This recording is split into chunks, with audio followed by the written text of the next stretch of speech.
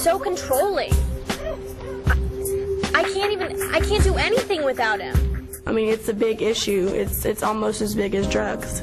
And you hear about that all the time in schools. You hear about it just at work, but you never hear about, abuse, and it's all over. What do you think you're doing? I can't believe this. When you tell an alcoholic they're an alcoholic, they don't listen. They're like, no, I don't have a problem. That's exactly how it is. You're like, no, I'm not in an abusive relationship. Until you step out of it and you actually look at the big picture. You keep kidding yourself. You're thinking, it's got to get better. It's going to get better, Then you realize it's not. And you realize you've been kidding yourself all this time. Well, you're in way too deep.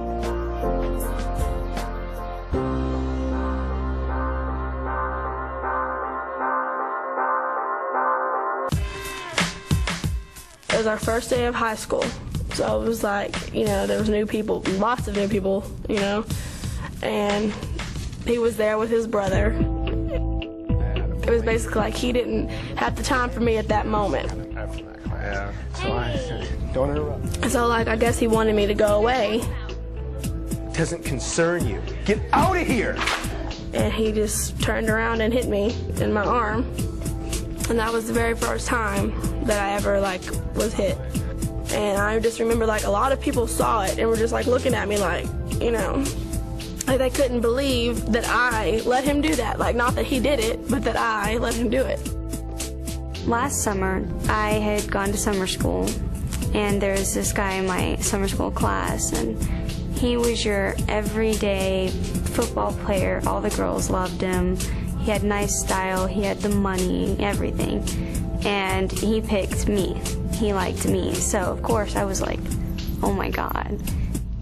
And I had always been the outcast at school, never really hanging out with the popular group. And so, we started dating, and then about 2 weeks into the relationship, he was telling me, if you don't give me the attention I need, then I'm going to go get it from somebody else. And at first I was scared. I was like, oh, I don't want to lose him. So, I gave him the attention.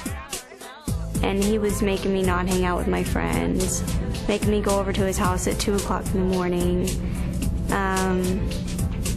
Ridiculous stuff.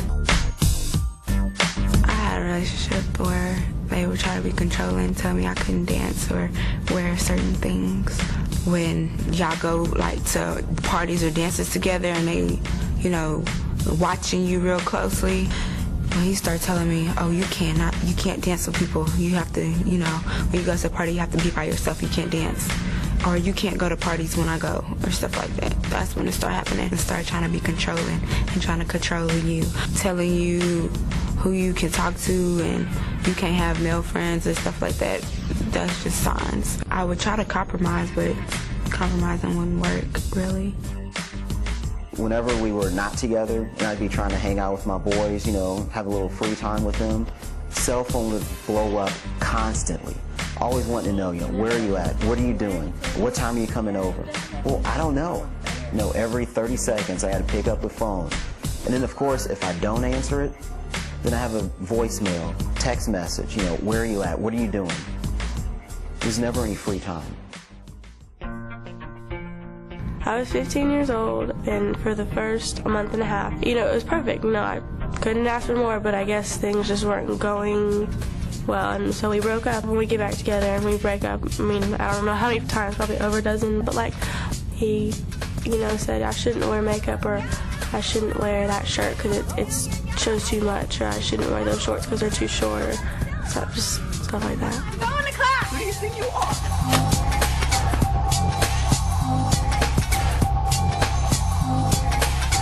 He wanted to spend all of his time with me, but yet he could still have his own friends that, he can go and do whatever. But, I had to isolate myself at home. I lost all my friends, and I didn't do anything except sit at home and watch TV. Something felt wrong.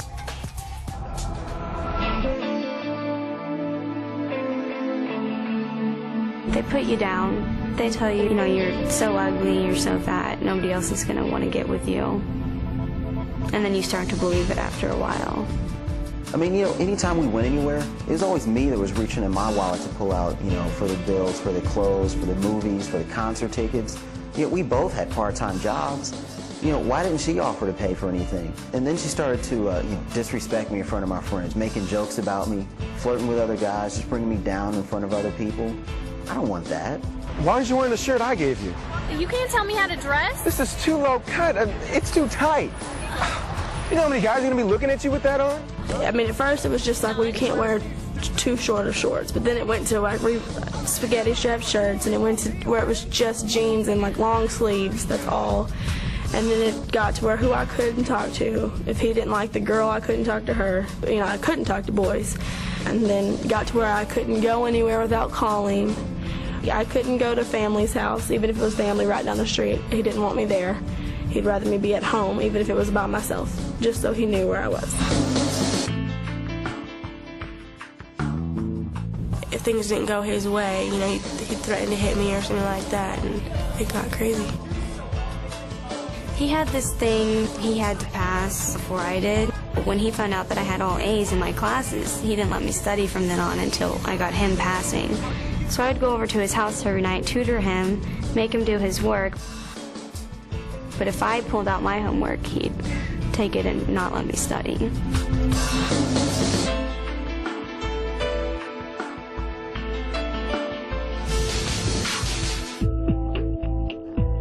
You know, I guess you start thinking you're not going to get another one.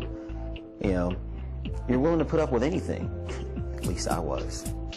It's like you forget details about the bad times, but you remember details about the good times. And I mean, it's a struggle, because it's like one minute you're like, I want out of this, and I'm gonna get out of this no matter what it takes. But then the next minute you're like, oh, I don't want to, and then you go back, and it's like it's off and on, off and on. But then as it starts to escalate and get worse, you kind of felt like you'll never find anybody else, or that if you do, they're gonna all be that way.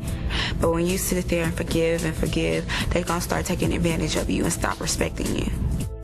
I was just depressed, and my grades had dropped. I had made all A's. You don't want to shower in the morning, you don't want to get up and shower, you just get up, put clothes on, go to school.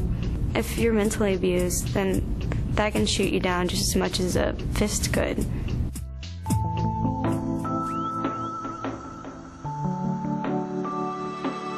Like the first couple of weeks, if you told her something that she didn't like, she would like break down. I called you 6 times. No, you didn't. Yes, I did. No, I didn't. I got no message. I called your mom. She didn't know where you were. I called your friends. They didn't know where you were. Oh, friends? Yes. I called you. And I was like, well, this is a weak one, so I can tell her whatever I want to and she'll do it. And that's what made me feel like I could tell her to do anything, like where she can go and who she can talk to, and told her like, well, I don't like that shirt, so don't wear it. So she picked another shirt. She was crying because I was doing all this stuff. At the time, it made me feel good. I just liked the power, the control.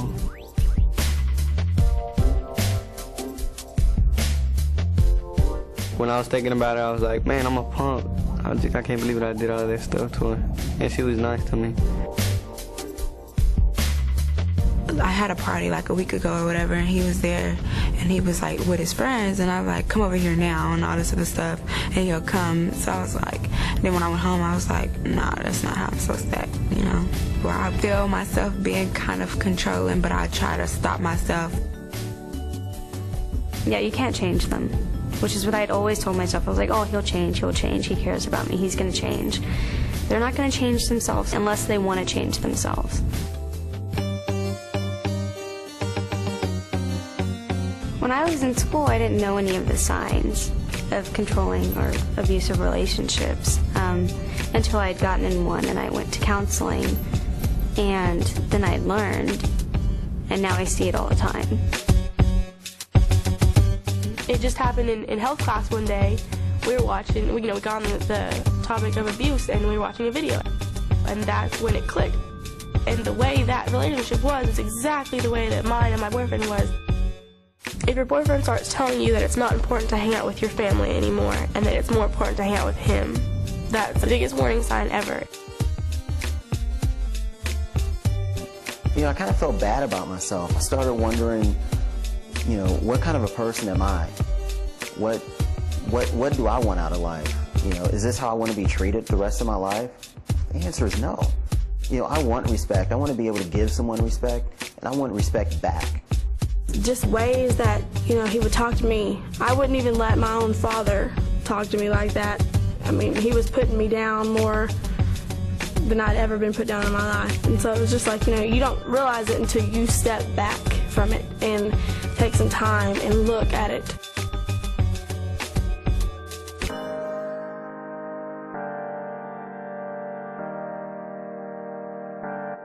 There was this one guy that tried talking to me. I was on the computer. Just working on some schoolwork that needs to get done. Oh, you've got, you know, maybe if you gave me your phone number, I wouldn't be so distracting. He got mad at me just because I told him to leave me alone, so he just started cursing me out. It's just a phone number. Why can't you just give it to me? Okay, God. if it's just a phone number, why is it such a big deal? Yeah, it's just a stupid computer. Whoops, wow. Yeah, see ya. I felt like, what's going on? You know, I don't even know you. I just told the principal, and she dealt with it, and she took care of it. Like, the first time you even see them be abusive, or like they're gonna hit you, or they get loud and they don't know how to control it, then that's when you should leave a person. I don't think you should waste any time when you even have a little bit of a feeling that it's going to get abusive. Just either get away and just break up with them. I mean, don't talk to them. And if it gets to the point where they're not leaving you alone, then take it to somebody. Take it to your parents. Take it to the police. Do something. I mean, it's like you don't ever have to be abused by anyone. Ask the family, ask a friend, you know, ask anyone. The important thing is that you're not dealing with it yourself, that you're trying to talk with someone and work it through. Because you're not going to deal with it alone. You shouldn't have to. I just did it cold turkey. I broke it off, didn't answer the calls, you know, changed my number, everything. And I salute anybody who can do that. Get your stuff back on your feet, and then when you realize that you're ready for a relationship again, get to know that person and know that he won't make the mistakes, or she won't make the mistakes that your ex-boyfriend or girlfriend did. Think about before you start yelling and, you know, throwing things. You can always sit down and think about stuff. I mean, you can talk it out. There's a moment right before you hit someone that you could stop. You could say, wait a minute, you know, this is not right. Basically, you gotta give respect to get respect. Doing what you're doing to your partner is just gonna make your partner feel bad, and you want to see your partner be happy.